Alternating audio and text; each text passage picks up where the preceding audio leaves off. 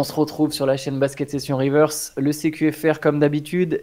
Shai, on a parlé un peu des propos de Shaquille O'Neal hier qui n'ont pas forcément fait polémique, mais qui nous ont fait réagir. Là, on en a d'autres à commenter. On va commencer par ceux de Stephen Marbury. On a deux mini-débats, c'est des petits débats. Il y en a un avec Stephen Marbury, un autre avec Carmelo Anthony. Stephen Marbury, il revient sur le classement du meilleur joueur de tous les temps. Il compare un peu les plus grands joueurs de tous les temps, notamment Jordan, Kobe, LeBron. Et on va donner son commentaire justement sur Jordan et sur LeBron. Je vais te laisser la parole, comme d'habitude. Ouais, Marbury qui... En fait, je pense que ça partait d'un rebond sur les JO avec LeBron qui a gagné la médaille d'or en étant à la tête de l'équipe. Donc je crois que son interlocuteur, je crois qu'il était chez Scoop B. Robinson. C'est ça qui lui demande un peu si tout ça change quelque chose dans la hiérarchie entre LeBron et Jordan. Il part du principe que c'est ces deux-là qui sont tout en haut. Après, ça, chacun son avis sur le sujet. Mais voilà ce que Stephen Marbury Alors, c'est pas ce qu'il a dit de plus excentrique. D'ailleurs, ce qu'il a dit n'est pas spécialement excentrique. Il a fait bien plus excentrique que ça. Marbury qui dit donc... LeBron est un grand joueur, ne vous méprenez pas, c'est un très grand joueur, il est incroyable vraiment, mais meilleur que Michael Jordan, ce n'est pas pareil, c'est différent. En fait, il n'y a pas besoin d'explication parce qu'on ne peut pas parler du jeu de Jordan, on doit parler de ce que les autres n'ont pas. Les gens veulent classer Jordan, mais il ne devrait même pas être classé. Ce devrait être Kobe, puis LeBron, et ensuite vous pouvez mettre qui vous voulez.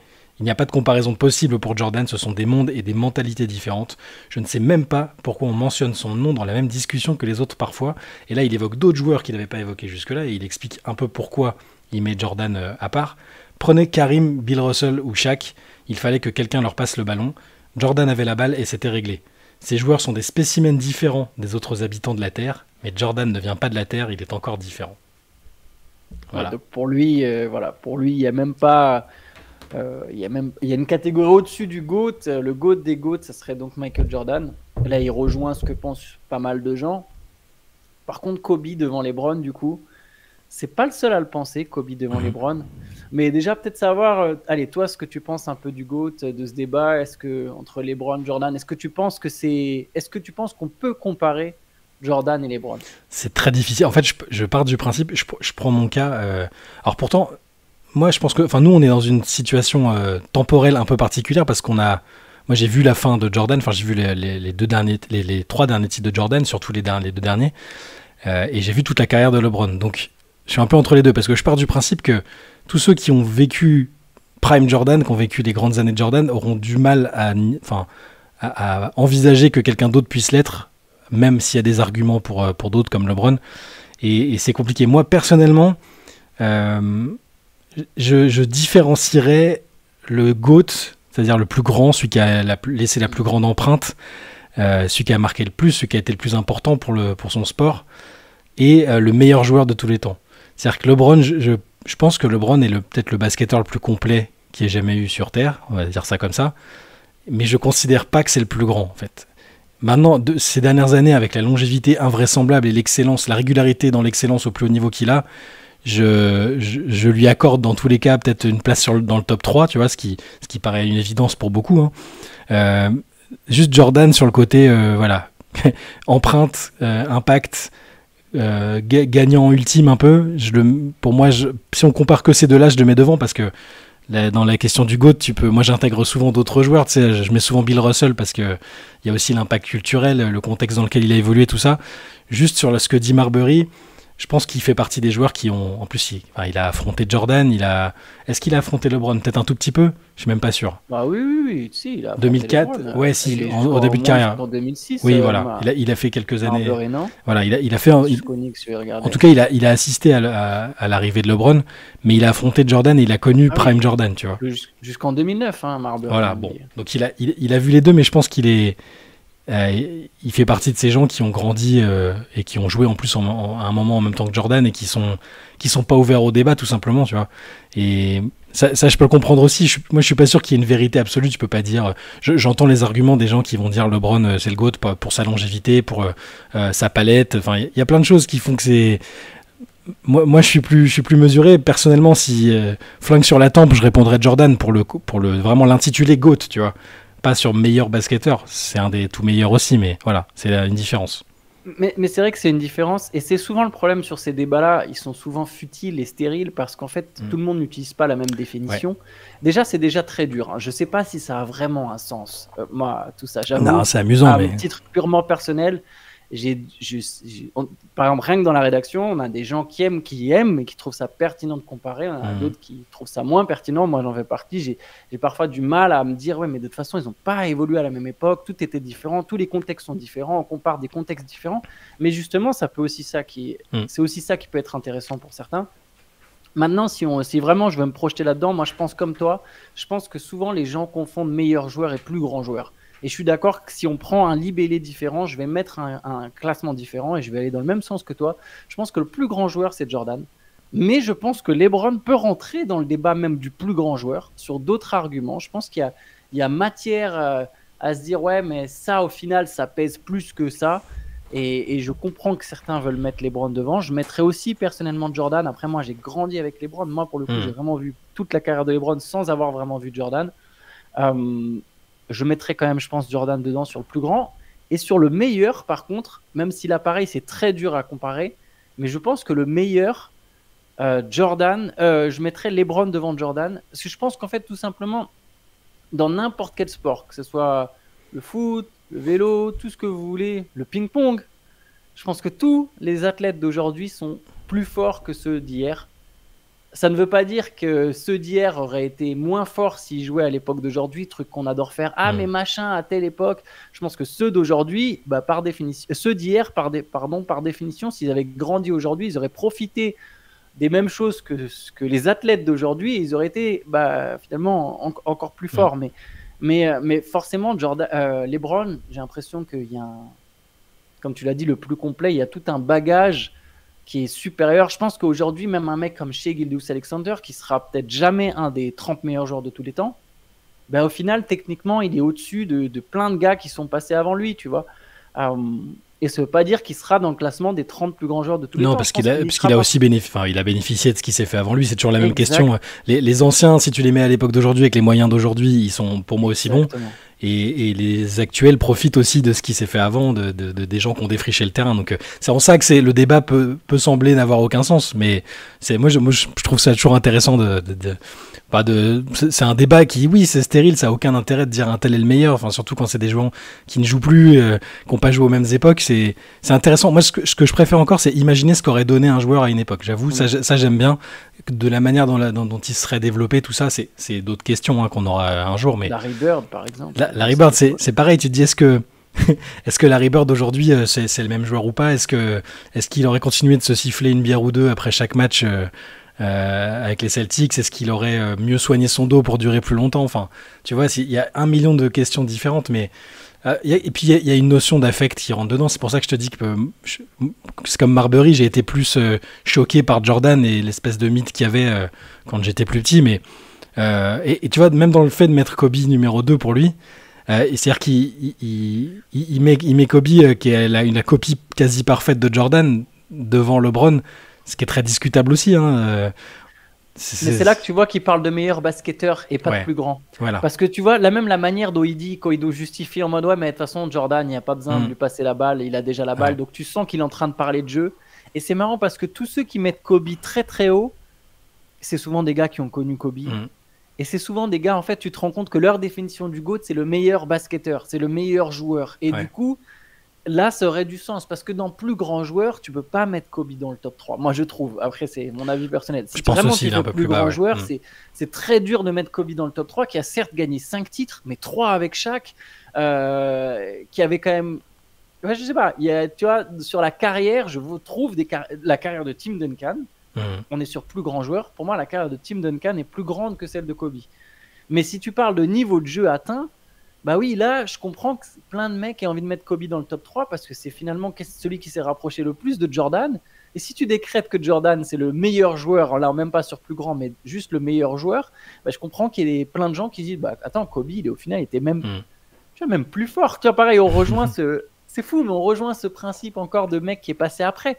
Kobe, il a pris tout ce qu'il y avait à prendre de Jordan, il a tout copié et il a ajouté en plus des trucs qu'il a pu inventer lui ou tu vois ou qu'il a profité d'autres gens autour de lui, etc. Il avait un meilleur tir à 3 points, même si c'était pas un grand shooter à 3 points. Enfin bref, je comprends les mecs qui disent non, mais Kobe était plus fort que Jordan, tu vois. Notamment ceux qui ont été à cheval entre les deux époques, donc qui ont côtoyé de près les deux.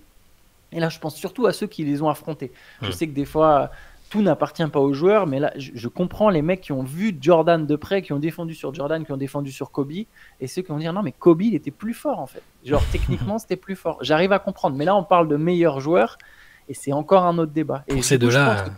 Ouais. Pour ces deux-là, en plus, il y a le fear factor un peu, tu vois, c'est une impression très extérieure, mais que LeBron a peut-être jamais autant eu que Jordan et Kobe, tu vois. Il a semblé moins... Injustement. Injuste, mais bien sûr, parce que le gars est terrifiant, enfin, il est beaucoup trop fort, tu vois. Ouais. Mais il a un côté moins... Tu sais, on a même parlé de son style de leadership, c'est moins tyran, c'est plus passif-agressif, un peu... je tire un peu les choses en coulisses.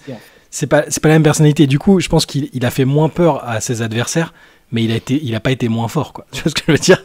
Ouais. Donc ça c'est des débats interminables. Par contre, je trouve que c'est toujours intéressant d'évoquer les critères si en tout cas il doit y avoir débat, faut bien être d'accord sur l'intitulé et la définition de ce dont on parle, quoi. C'est pas juste parce que t'as raison, les gens parlent pas de la même chose parfois, ils disent bah oui, mais donc il a gagné 11 titres, donc c'est forcément le plus grand, il a jamais perdu en finale, donc c'est forcément le plus grand, il a joué 22 saisons, c'est forcément le plus grand. Enfin, c'est des débats qui sont intéressants, même si t'as raison, c'est stérile, mais ça permet de... J'aime bien parce que ça permet de se replonger dans des époques, d'imaginer des choses qui pourront jamais se matérialiser. Il y a toujours la fameuse idée d'avoir une machine à remonter dans le temps et tu prends chaque joueur dans son prime et tu le ramènes à la même époque. Et voilà, c'est des fantasmes de fans de basket, mais ça fait toujours du bien, je trouve. Non, c'est clair. Et puis, écoute, sur ce premier petit débat, on a l'air d'être quand même plutôt d'accord. Oui. Moi, au final, on est un peu sur la même longueur d'onde. On peut passer au deuxième. Pour une fois, c'est moi qui vais lire. Allez. Donc, Carmelo Anthony, on lui a demandé s'il échangerait ses 3 médailles d'or olympiques contre un titre NBA. Sa réponse, il dit: on m'a jamais posé la question, mais non. Sur le plan sportif, une médaille olympique a une signification totalement différente par rapport à un titre NBA. Pour la médaille, il y a la passion, la fierté, pas seulement pour une ville ou un État, mais pour une nation entière, tout un pays. C'est un niveau de fierté différent. Lorsque tu as le maillot des États-Unis sur les épaules ou celui de la Lituanie, c'est une sensation différente que lorsque l'on porte celui des Knicks ou de New York. Du coup, lui, il préfère une médaille olympique qu'un titre NBA. J'ai essayé d'y réfléchir brièvement là avant le CQFR. Alors, je suis peut-être influencé parce que les JO viennent de se terminer et que du coup, il y avait l'émotion, il y avait tout, c'était à Paris. Mais je me dis, tu gagnes une médaille d'or devant ton public, là, tu vois. Genre, imagine Wembanyama, il finit en or à Paris. Et je pense que je préfère ça qu'un titre NBA. Après, je sais pas. Mais personnellement, après, voilà, je suis tellement loin de tout ça. Le truc, c'est que lui, la question, c'est pour ça qu'elle était formulée de cette manière-là, c'est-à-dire que t'échangerais tes 3 titres olympiques contre un titre NBA. Je pense qu'un titre olympique, il l'échange sans aucun souci. Parce que c'est quand même quelque chose qui lui manque et dont on va lui parler comme à tous les autres, plein d'autres grands joueurs qui n'ont jamais gagné. Lui, il n'a même jamais joué de finale NBA, si je ne dis pas de bêtises. Donc, évidemment, sa légende, elle est construite aussi sur ce qu'il a fait en équipe nationale. Donc, il est obligé de valoriser tout ce que représente l'équipe nationale. Et il a bien raison, parce que c'est quelque chose, j'imagine, tu te rends compte, surtout aux États-Unis, c'est la meilleure nation. C'est incroyable, je pense, tu l'as dit, il y a une émotion qui est particulière. Je pense que par contre, si on lui avait demandé un titre contre une médaille olympique, je pense qu'il le fait. Mais là, ça marche dans tous les sens dans ce cas-là. Parce qu'évidemment, s'il garde ces 2 médailles olympiques, en fait, il faut compter que c'est pas tant le nombre de titres. Pareil, si un mec qui a 5 titres, tu lui dis t'échanges un de tes titres contre une médaille olympique, bien sûr qu'il va dire bah ouais, j'en garde 4 et j'ai une médaille olympique. Il faut se dire que ça fonctionne comme un tout. Est-ce que tu préfères un titre NBA ou une médaille olympique? On peut rester sur du 1-1. Tu as l'émotion en elle-même. Parce qu'au final, 3 médailles olympiques, alors c'est peut-être pas 3 fois la même émotion, j'en sais rien, je suis absolument pas la médaillée olympique évidemment, mais tu vois, c'est 3 fois le même tournoi que tu gagnes. Après, c'est pour ça que j'ai vraiment mis l'apex sur tu gagnes chez toi, ou peu importe que ce soit chez toi ou d'une autre manière, tu gagnes un truc qui t'apporte une immense émotion olympique et une immense émotion NBA. Et qu'est-ce que tu préfères? Après, je me demande, notamment auprès de tous ceux qui grandissent avec une vraie notion de l'équipe nationale. Donc nous, en Europe, parce qu'on est bercé par le foot, ou dans d'autres pays, à l'international, des pays de foot, je pense en Afrique, etc. Comment on réagirait? Je pense qu'il y en a beaucoup. Tu vois, je me demande qu'est-ce que Evan Fournier répondrait à cette question, par exemple. Tu vois. Je pense qu'il dirait un titre olympique. Parce que, oui, un titre olympique, ouais, moi je pense pareil, qu'ils pensent à la médaille. Ouais. Pour les Américains, c'est différent parce qu'ils arrivent souvent avec des équipes extrêmement fortes où ils sont rarement le joueur ultime de l'équipe. Ça vaut pas pour certains, hein, comme Kevin Durant, ça peut être intéressant par exemple, tu vois. C'est le meilleur joueur de l'histoire de Team USA. Enfin, c'est le meilleur marqueur. Il a toujours été incroyable quand il y a joué. Il a toujours gagné. Et il a gagné 2 titres avec les Warriors, qui l'ont peut-être pas autant satisfait que ce qu'il aurait aimé. Donc lui par exemple ça m'intéresse encore plus, tu vois. Melo, je me doutais qu'il dirait ça, tu vois. Comme à mon avis tu lui poses la question sur son titre de champion avec Syracuse en NCAA, qui a à juste titre à mon avis une énorme émotion pour lui parce que c'est quelque chose l'université, le basket universitaire pour les Américains. J'aimerais avoir l'avis d'autres de joueurs qui pour le coup ont gagné les deux, mais pour lesquels les émotions seraient aussi différentes. C'est pour les joueurs non américains, je pense que c'est-à-dire que tu gagnes avec ton pays, je pense que tu échanges contre un titre NBA tous les jours. Donc je pense que Doncic, s'il fait médaille d'or olympique avec la Slovénie, il préférera encore ça à un titre avec Dallas. Mais après, les grands grands compétiteurs, ils te diront qu'ils veulent gagner les deux et que les deux c'est génial et que c'est juste des émotions différentes. Il le dit lui-même, je pense qu'il aurait adoré gagner un titre avec New York. Il est né à New York, il a incarné un moment la ville quand il est revenu, mais ça doit être encore autre chose quand t'es...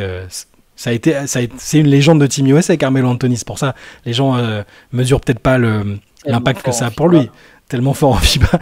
Il a 3 médailles d'or. Si je fais le classement des meilleurs joueurs FIBA, tu sais, j'aurais Kevin Durant et deuxième Carmelo Anthony. Ouais, c'est possible. Direct. Tu vois, j'ai rarement vu des mecs dominés comme eux en FIBA. Je crois que ceux qui ont... S'il y en a qui sont amateurs de matchs historiques un peu, il faut regarder le Team USA Nigeria de 2012. Le coup de chaud est tellement violent. Anthony, c'est... Wow, insane. Mais je suis d'accord, tu as raison, peut-être que les Américains... Par exemple, LeBron, je pense qu'il échange jamais son titre de 2016. Non. Tu vois, si on est juste sur le titre de 2016, niveau émotion, tu reviens à Cleveland, tu gagnes en remontant 4-3. Tu peux difficilement faire mieux, en fait. Surtout que au final, les Américains sont habitués à gagner les Olympiades aussi, en plus, niveau basket. Donc, à leur échelle, ça n'a pas toujours la même... En plus, pour LeBron, je veux dire, si tu lui enlèves les titres NBA, sa legacy, elle change totalement. Donc, pour lui, lui qui aspire au titre de GOAT, on en a parlé juste avant, mais il est obligé d'avoir gagné des titres NBA, sinon ça ne fonctionne pas. Donc, lui, il échangera. Je pense que s'il doit choisir entre les deux, il garde le titre NBA. Ouais, non, c'est clair. Je pense aussi. Mais, et du coup, toi, si tu avais le choix. C'est dur parce qu'on est trop loin de tout ça, je sais. Mais... Je suis pas américain, donc je dirais évidemment, si j'étais un joueur de l'équipe de France, je préférerais gagner une médaille d'or olympique, surtout si c'est en battant les États-Unis au passage. Tu vois, je pense qu'il n'y a pas photo. Après, en tant qu'Américain, peut-être que je me dirais que le titre NBA, et si j'aspire à être un joueur qui compte dans l'histoire, c'est quand même bien d'avoir gagné un titre NBA, tu vois. En tant que joueur important, évidemment, parce qu'il y a toujours moyen d'aller gratter des titres ici et là, mais... Je pense que en tant que Français, les JO et Wembanyama l'a dit très bien d'ailleurs. Hein. Ce qu'il préfère, c'est un titre avec l'équipe de France. Il veut tout gagner, évidemment. Mais son rêve, c'était de gagner les JO à Paris face à Team USA en finale. Il n'est pas passé si loin que ça. Il préfère ça à un titre NBA, c'est ce qu'il avait dit. Je pense que je préfère aussi le titre olympique, moi. Mais on me dit que toute ta vie, tu vois, même auprès... Tu vois, tes enfants dans le futur, tu vois, même si, imaginons que par exemple ils ne soient pas forcément portés sur le basket, leur père a gagné un titre NBA, mais s'ils aiment le sport d'une manière ou d'une autre, mon père il a été médaillé d'or olympique, enfin, je sais pas, il y a vraiment quelque chose sur le côté plus de dimension internationale qui fait que je pense que je choisirais vraiment le titre olympique. Ouais. Allez, on peut finir peut-être, c'est pas vraiment un débat, c'est un truc qui fait un peu l'actualité ces derniers jours, on va parler de Guerschon Yabusele. On n'était pas vraiment revenu dessus sur son appel du pied. On a parlé beaucoup de Guerschon dans le podcast. Alors, dans notre CQFR de lundi, on revenait sur le final. Puis dans le podcast de lundi, on est revenu sur les équipes de France aux Jeux Olympiques. Guerschon Yabusele, c'est vrai qu'il avait fait donc cet appel du pied. On l'avait mentionné brièvement. Après la compétition, il avait dit moi je suis prêt à avoir une deuxième chance. Hein. Enfin, j'attends ma deuxième chance en NBA évidemment. Il a fait que 2 saisons en NBA à Boston et il est parti de NBA en 2019. Depuis, il est donc notamment au Real l'un des meilleurs joueurs européens, le meilleur joueur français comme on le disait. Guerschon, on s'est dit qu'il y a quand même plusieurs équipes qui pourraient avoir intérêt à signer un mec comme lui. Je sais pas ce que toi t'en penses. Est-ce que tu le vois en NBA? Est-ce que tu arrives à l'imaginer en NBA? Est-ce qu'il y a des équipes où tu aimerais le voir jouer en NBA? Alors, À toutes les questions, je dirais oui, à partir du moment où lui, il veut, tu vois. C'est-à-dire que je considère pas que... Enfin, il y a plein de joueurs qui, du coup, sont jamais revenus en NBA après une première expérience. Nando De Colo a fait une carrière légendaire en Europe et il a jamais eu le besoin ou l'envie de retourner en NBA, tu vois, par exemple. Donc, à partir du moment où il a pas envie, c'est pas un problème. Là, Gershon a envie de retourner en NBA pour montrer des choses, pour montrer que son premier passage, qui était pas ridicule d'ailleurs, hein, il a quelques fans à Boston qui se souviennent un peu de ses apparitions. Donc oui, je veux le revoir en NBA parce que lui en a envie. Et pour les équipes, ces derniers jours, il y avait des rumeurs du côté de Cleveland, ça m'emballe pas spécialement. J'ai vu parmi les propositions que tu as faites dans l'article, je vais te dire les équipes que tu as ciblées, je vais te dire celles que je préfère parmi les propositions. Tu avais ciblé Philadelphie, Dallas, Golden State, les Clippers, le Thunder et les Nuggets. Et moi, parmi toutes celles que tu as mis, je pense que c'est les Nuggets que je préfère. J'aime beaucoup le fait que il arriverait derrière en backup d'Aaron Gordon, en théorie, qu'il pourrait jouer avec ou sans Nikola Jokic. Son jeu me semble assez complémentaire des gens qui sont dans l'équipe. C'est une équipe qui a manqué un peu de profondeur l'année dernière, de joueurs d'expérience pour relayer ceux qui étaient déjà en place parmi les titulaires. Je le vois bien, je sais pas, j'imagine le maillot des Nuggets sur lui, je trouve que ça lui irait plutôt bien. Voilà, les autres, je pense qu'il a sa place quasiment partout dans une rotation NBA. Il est vraiment au top de sa forme, il est affûté, il est puissant, je t'ai dit, je l'ai redit l'autre jour, hein, mais de près, il est très impressionnant parce que physiquement, t'as l'impression que c'est un bloc et en même temps, il est fluide, il est technique, il a son shoot. Voilà, c'est un joueur, il est vraiment au top de sa forme et je pense que c'est le bon moment pour retenter sa chance en NBA, si tant est qu'on lui donne sa chance et des minutes, évidemment. Si c'est pour jouer 3 minutes au bout du banc, comme c'était le cas à la fin à Boston, c'est moins intéressant. Maintenant, il mérite en tout cas d'avoir une opportunité plus grande. Voilà. Oui, non, mais je pense que, tu vois, par exemple, De Colo, je sais pas si De Colo, il a jamais voulu revenir. Il a souvent, enfin, c'est pas il était pas catégorique, mais il a souvent dit quand on lui demandait, et on l'avait eu pour Rivers avant la période MOOC, mais il avait vraiment dit, ça y est, c'est passé, et même je me rappelle en avoir parlé avec lui quand il jouait, il avait été tradé à Toronto en cours de saison, et il était blasé en mode, je sais pas si c'est le basket qui est fait pour moi, en fait, je sais pas si je suis prêt à... Alors, il s'est passé des années après où il a encore dominé en Europe, mais lui, pour le coup, je pense pas du tout que c'était une obsession et il a pas cherché la moindre opportunité, tu vois. Ouais. Il me semble me souvenir d'une intersaison après une très belle compète de l'équipe de France, mais juste que par contre, l'idée, c'était pas de revenir pour revenir. Le but, et je pense que c'est pareil pour Gershon, c'est pas revenir pour être étiqueté joueur NBA, c'est revenir, je me suis montré, vous voyez, j'ai le niveau, donnez-moi une vraie chance d'avoir une opportunité, un vrai salaire, parce que là, dans toutes les équipes que j'ai citées, il y a quand même un bémol. Dans les équipes que tu as citées, que j'avais faites dans le papier, le bémol, c'est la place sous le cap. C'est que tu peux pas. Je pense que Gershon Rebuzele, il revient pas pour n'importe quel salaire non plus, tu vois. Il veut arriver avec un certain statut, et je le comprends. Il y a des mecs qui ont fait ça, tu vois. Ils sont revenus après être allés en Europe, ils sont revenus avec un statut, des contrats sur 3-4 saisons. Évidemment, tu touches pas 30 millions, mais tu peux avoir un vrai salaire. Alors, c'est toujours des vrais salaires, vous m'avez compris. Un vrai salaire à l'échelle NBA et un temps de jeu. Bah oui, les Nuggets, moi, je trouve ça bien. Ils seraient backup. Ça serait une vraie belle alternative à Aaron Gordon. Après, d'ailleurs, avoir un statut, ça ne veut pas forcément dire être titulaire. J'ai vu quelqu'un notamment dans les commentaires qui disait non, pas dans telle équipe parce qu'il ne sera pas titulaire. Mais c'est pas. Tu peux revenir et jouer 25 minutes en sortant du banc ou 20 minutes, tu vois. Je pense que 20-25 minutes, il peut les prendre. Je ne sais pas exactement combien de minutes il joue par match au Real Madrid, vu que c'est des matchs de 40 minutes, mais je ne suis pas sûr qu'il joue 30 minutes. Je vais regarder en même temps. Ça m'étonnerait que dans une équipe aussi forte, peut-être que je me trompe, mais j'aimerais bien, maintenant, ça m'intrigue. T'as raison. Le fait de commencer ou pas les matchs, c'est pas. Puis il sait qu'en théorie, il va débarquer dans une équipe où parce que je le vois pas. J'espère qu'il reviendra pas dans une équipe anecdotique. 20 minutes au Real Madrid. Voilà. J'espère qu'il va pas revenir dans une équipe qui joue strictement rien ou qui est en transition, parce que là, ce serait un peu revenir pour revenir, tu vois. J'aimerais qu'il joue dans une équipe qui est tout de suite. Et dans toutes celles que tu as mises, d'ailleurs, c'est des prétendantes au playoff, tu vois. Voire plus. Voire plus. À Dallas, Philadelphie, les Clippers, ce serait pas mal aussi. Golden State, enfin, je le vois tout à fait capable d'avoir 15-20 minutes de jeu dans une équipe qui joue très très gros. Parce qu'il apporte tellement de choses. Il est quand même ultra polyvalent. Il a un tir extérieur. Il peut jouer au poste. Il est très puissant. Il y a plein de choses. Le joueur qu'il est devenu au fil de ces années-là... en Europe fait qu'il peut, à mon avis, s'adapter partout. J'aime bien, en regardant tes propositions, c'est vrai qu'OKC, qui a en plus un peu de masse salariale, un peu plus de flexibilité que certaines autres équipes, OKC, c'est pas mal, parce qu'en plus, à l'intérieur, ils ont eu quelques... Enfin, c'est pas des soucis, mais ils ont manqué eux aussi, à mon avis, de profondeur et de variété.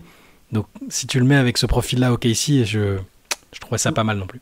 Moi, j'aimais beaucoup la piste OKC. C'était pas la première qui m'est venue en tête, mais je l'aimais beaucoup parce qu'en fait, s'il peut jouer avec Wembanyama, il peut jouer avec Chet Holmgren. Bien sûr. Je suis pas en train de te dire que Holmgren et Wembanyama, c'est les mêmes. Non, mais il y a tu vois, il y a des similitudes. C'est pas par hasard qu'ils sont comparés. Il peut jouer avec Hartenstein et il peut jouer avec aucun des deux, en fait. Donc, tu peux le mettre dans 3 situations différentes et c'est une équipe qui est déjà forte. Tu rajoutes ce gars-là, tu commences vraiment, pour moi, à être... à deux doigts de te dire est-ce que le Thunder est pas le favori pour le titre, sachant que ça sera là, je pense, l'un des favoris.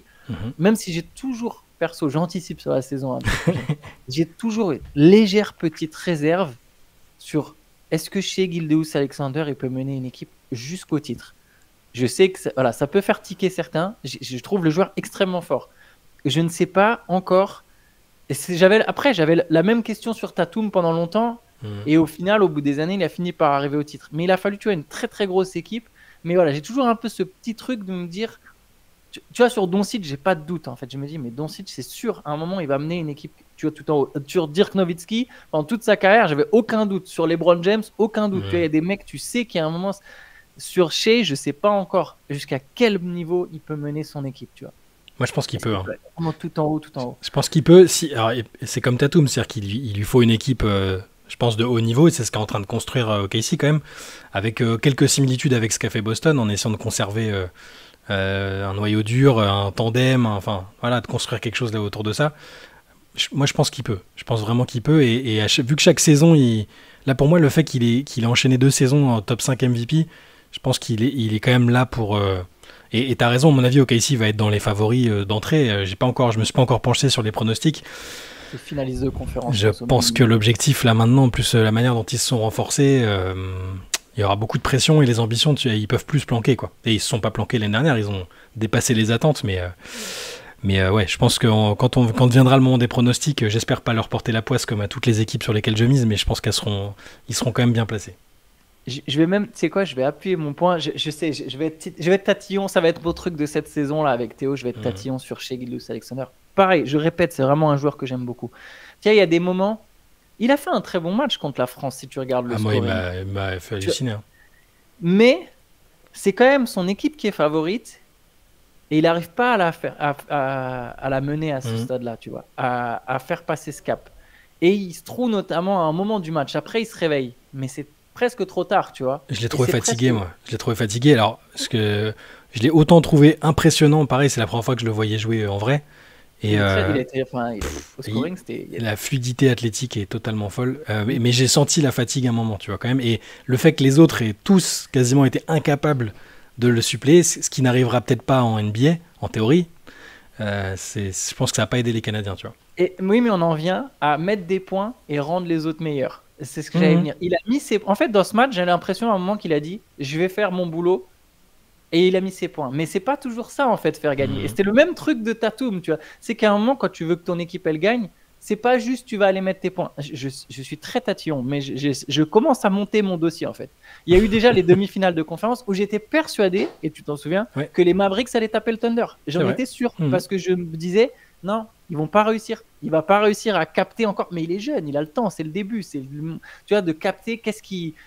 Même Jordan a eu ces trucs-là. Je me souviens de Jordan. Alors, je me souviens, non, j'ai pas vécu à cette époque, mais j'avais lu des trucs après où Jordan, on lui reprochait de juste marquer et de pas savoir comment faire gagner son équipe, tu vois.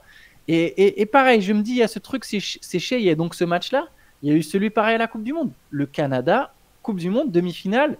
Au début, on les attendait pas. Ils sont attendus. Demi-finale de Coupe du Monde, ils se plantent. Ouais. Il se plante, tu vois. Il y a ce truc. Alors, c'est pas lui personnellement qui se plante, tu vois, mais il n'arrive pas à passer ce petit cap.